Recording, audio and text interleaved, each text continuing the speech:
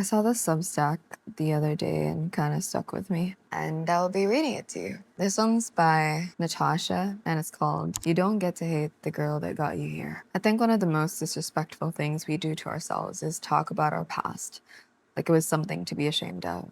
Like the girl we used to be is someone we have to distance ourselves from in order to prove that we've grown. Like evolution only counts if there's a little bit of embarrassment attached to it. Like healing means saying, I would never do that now, with a tone that almost feels like rejection. And I get it.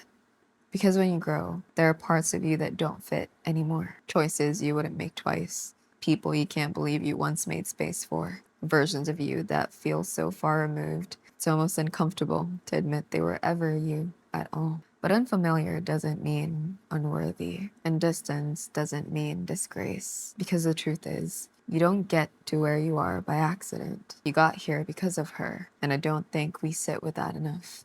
We're so quick to claim the glow up, so quick to stand in the version of ourselves that feels more polished, more self-aware, more aligned, but we rarely turn around and acknowledge the version of us that had to figure it out without any of that. The version of you who stayed too long taught you what your limits actually feel like, not just what they sound like in theory. The version of you who gave too much is the reason you even know how deeply you're capable of loving in the first place. The version of you who tolerated things you now speak out against is the reason your voice has weight when you use it, and that matters. Because it's easy to talk about boundaries when you've already learned them. It's easy to recognize red flags when you've already been burned by them. It's easy to say, I would never accept that now, when you're no longer the version of you who didn't know she deserved better. But she didn't know, and I think we forget that. We judge her like she had the same awareness we have now, like she was supposed to move with the same clarity, the same confidence, the same self-respect we built over time. She didn't have that yet. She didn't have the language, the boundaries, the experience to recognize what something was while she was still in it. She was learning in real time. And if we're being honest, learning in real time is messy. It looks like staying longer than you should. It looks like giving people the benefit of the doubt one too many times. It looks like trying to fix things instead of walking away. It looks like confusing potential with reality. It looks like holding on to something because you feel it, even when it's not being met. And yes, maybe you outgrew that, but that doesn't make her foolish. It makes her human. Because a lot of those versions of us weren't acting from a place of ignorance. They were acting from a place of hope. And I don't think hope is something to be embarrassed about. I think it's actually one of the bravest things about us to keep choosing softness in a world that constantly teaches you to harden, to keep believing in love and connection and something deeper, even after things don't work out the way you wanted them to. That's not weakness, that's courage in a form people don't always recognize. And if I'm being real, some of the versions of me that judged the hardest were the ones who were just trying to survive. The ones who were navigating things they didn't talk about out loud. The ones who were holding more than they let on. The ones who were trying to be everything for everyone else while still figuring out how to be something for themselves. And instead of meeting her with compassion, I met her with criticism. Talk about her like she was naive, like she should have known better, like she was the problem. When really, she was doing the best she could with what she had. And somehow, she still got me here. That has to count for something. Because growth isn't supposed to feel like erasure. It's not about becoming someone completely different. It's about becoming more honest, more aware, more intentional, but still deeply connected to every version of you that made that possible. And I don't want to be the kind of person who only loves myself in hindsight, who only offers compassion once I've already fixed something, who only speaks kindly about my past once it no longer feels like mine, because that's not real self-love, that's conditional. And I think a lot of us are walking around calling it growth when really we've just learned how to abandon old versions of ourselves more gracefully. But I don't want to abandon her. I want to honor her for trying when she didn't have a guarantee it would work out, for loving without knowing if it would be returned in the same way, for showing up in spaces she wasn't fully ready for yet, for choosing people, choosing experiences, choosing herself even when she didn't always get it right. Because she didn't need to get it perfect. She just needed to keep going. And she did. And now I'm here, more aware, more grounded, more selective, more honest about what I want and what I won't accept. But all of that came from her, not in spite of her.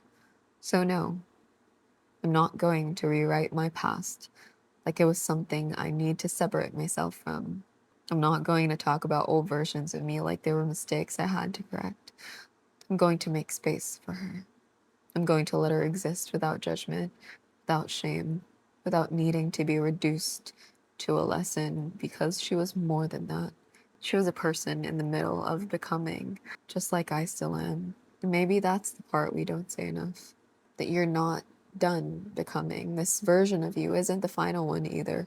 So one day, you'll look back at who you are right now and realize there were still things you didn't know yet, still ways you had to grow, still lessons you were learning in real time. And I hope that when that happens, you meet this version of you with the same grace you wish you had given your past.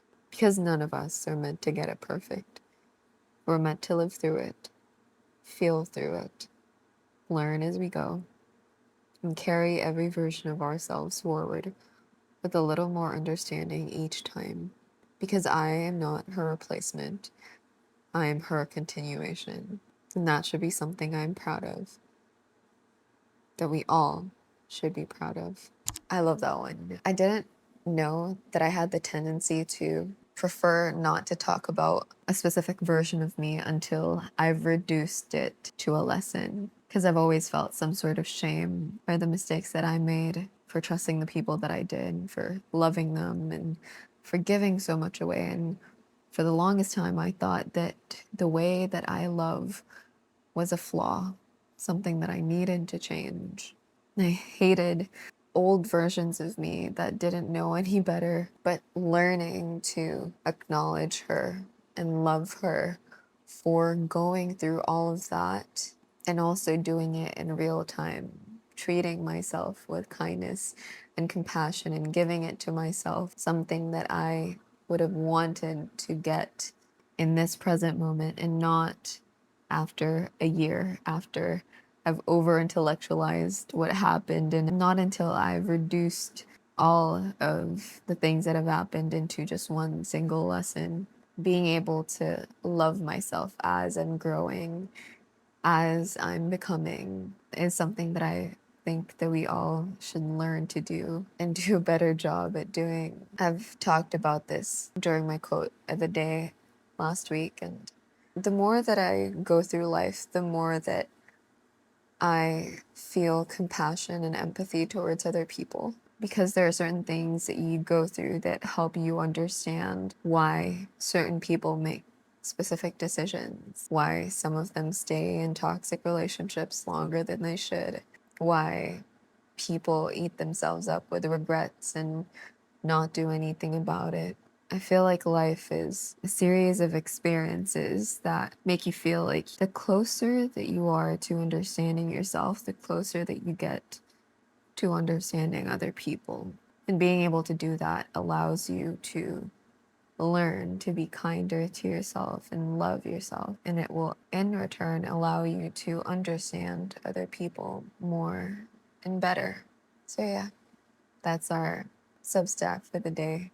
I don't know if this will be a series or whatever, but I've just been enjoying reading lately, and I've been trying to be more intentional about it. And, I've been more intentional with my screen time and the way that I, find ways to connect and find ways to fuel my brain, not just with doom scrolling random videos, but learning. And it's allowed my brain to reflect more and be more intentional about my thoughts and also be able to express myself better. So I also want to dedicate more time to making content like this, because I know that not all of you get to catch my live streams, and so leaving pieces of content that you guys can watch whenever you're free, so that I'll be here waiting in my corner of the universe or the internet. I'll see you guys again on the next one.